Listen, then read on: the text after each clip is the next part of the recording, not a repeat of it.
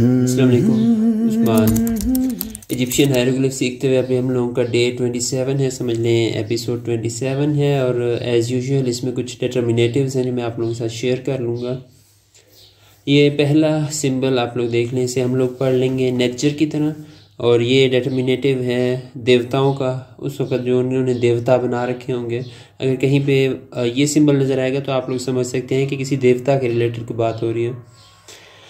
अब ये जो सिंबल है ये है, इसको हम पढ़ेंगे बिन की तरह, और इसका मतलब है बैड, बुरा।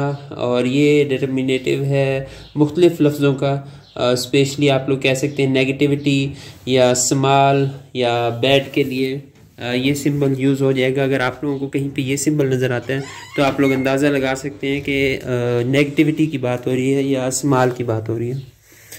अब ये सिंबल है, इसे हम लोग वजत की तरह पढ़ लेंगे। और ये भी सिंबल जो फीमेल देवियाँ हैं उनको रिप्रेजेंट कर रहा है।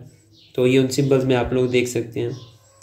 अब ये जो सिंबल है इसे माखेरू की तरह पढ़ लेंगे, और ट्री ऑफ वाइस को रिप्रेजेंट कर रहा है। अगर डिटर्मिनेटिव्स के देखें तो ये पौधों को और फूलों को रिप्रेजेंट करेगा, मुख्तलिफ़ किस्म के।